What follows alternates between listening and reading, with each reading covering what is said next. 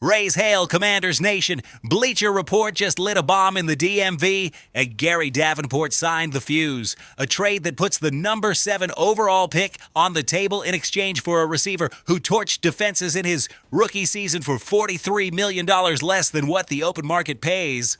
82 receptions, 1,282 yards, 10 touchdowns with the Jacksonville Jaguars with the Jacksonville Jaguars, and the price to bring him to Washington and put him next to Jaden Daniels is that pick 7 overall, the question that is going to define Adam Peters' entire offseason. But hear me out, because this thing gets complicated in a way nobody saw coming, and that is exactly where the whole picture in Washington flips. Because while Davenport is drawing up that proposal, there is another conversation gaining real traction around the league that has something no draft capital trade can ever buy. Personal history between a quarterback and a receiver who already know each other, who already built chemistry, who already understand how the other thinks before the ball ever leaves his hand. And if that option cools off or falls apart, Rob Rang raises the stakes to a level that is genuinely going to make you pause the video and think twice. Because it involves moving 2 first-round picks for a running back that Mel Kiper Jr. compared to Reggie Bush, 3 moves, 1 common denominator, building the year 3 version of Jaden Daniels into something defenses simply cannot answer. Hit that like button right now if you trust Adam Peters and his process. Subscribe to this channel and join the real Commanders Nation, burgundy and gold, always. Gary Davenport over at Bleacher Report dropped a proposal that has been living rent-free in my head ever since I read it. The Washington Commanders send Jacksonville the 7th overall pick in exchange for Brian Thomas Jr. Just like that, no fluff, no middle ground. And before you say that's crazy, let me walk you through why this isn't nearly as wild as it sounds. First, the backdrop. The Commanders finished the 2025 season with 5 wins. 5. After reaching the NFC Championship game in 2024, the whole thing collapsed. Injuries, a defense that barely existed, and an offense that leaned too hard on one man, Terry McLaurin. Jaden Daniels, with all his talent, needs more ammunition. That's not an opinion, that's a fact. Now, is Brian Thomas Jr. the answer? Let's talk about who this man actually is. In his rookie season with the Jaguars, BTJ pulled in 82 receptions, 1,282 yards, and 10 touchdowns. 10 on a franchise that had nothing else around him. That kind of production with that level of support is remarkable. He's a receiver who stretches the field, wins one-on-one, forces defenses to respect the deep ball in a way that opens up everything underneath. If Washington has McLaurin and Thomas on the same field at the same time, y'all don't understand what that does to a defensive coordinator's sleep schedule. And the contract, listen to me, $3.9 million in 2026. $4.6 million in 2027. That's backup money in today's market. Washington absorbs that without blinking. That is not cost prohibitive. That is a bargain. But here's where it gets complicated. The price is pick number 7. And look, I understand the resistance. The 7th overall pick is premium real estate. You can grab an edge rusher, an elite offensive tackle, a safety who transforms your defense. You can't undo that decision once it's made. But consider this. Brian Thomas Jr. is already proven. He already did what first-round receivers are supposed to do. You don't have to wait 2 or 3 years wondering if the pick turned into something. With BTJ, the impact is immediate, and Daniels would enter year 3 of his career, which is typically where quarterbacks explode to another level, with 2 elite receivers on the outside. From Jacksonville's side, why would they even consider this? Because they have Travis Hunter, they have receiver depth. And with the 7th pick, they could grab Sonny Styles or David Bailey, players that address their real needs. Sometimes the smartest move is converting an asset you have in abundance into an asset you're missing. That's how this business works. Is it unlikely? Yes. Have the Jaguars said publicly they want to keep Thomas?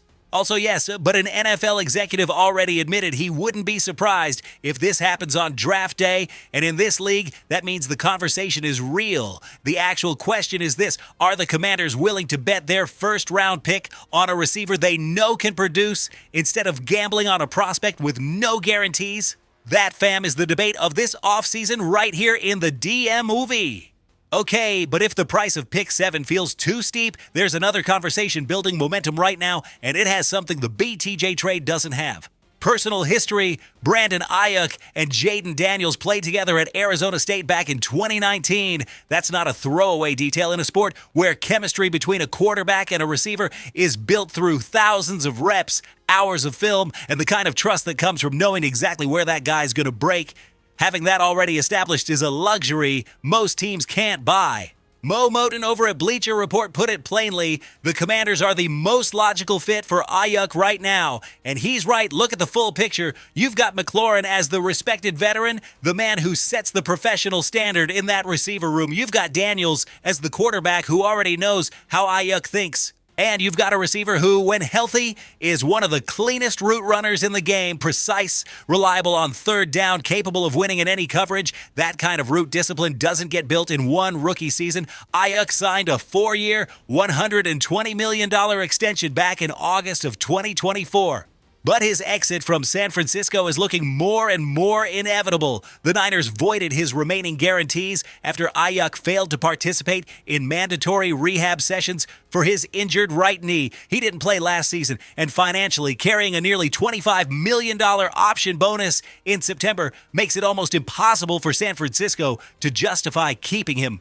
For Washington, the math could look very different. If the Niners release him or move him, a 1-year deal somewhere around $12 million is realistic for a team that needs immediate impact without burning draft capital. That's a calculated gamble, not a reckless one. The risk is real. His knee is still an open question. And when a receiver misses an entire season, there are always questions about which version of that player comes back. But this is Brandon Aiyuk, all-pro, route discipline, football intelligence, and a pre-existing connection with the franchise quarterback. Look, I could be wrong on this one, but if Aiyuk lands in Ashburn healthy, that trio with Daniels and McLaurin could be one of the best receiving groups in the entire conference.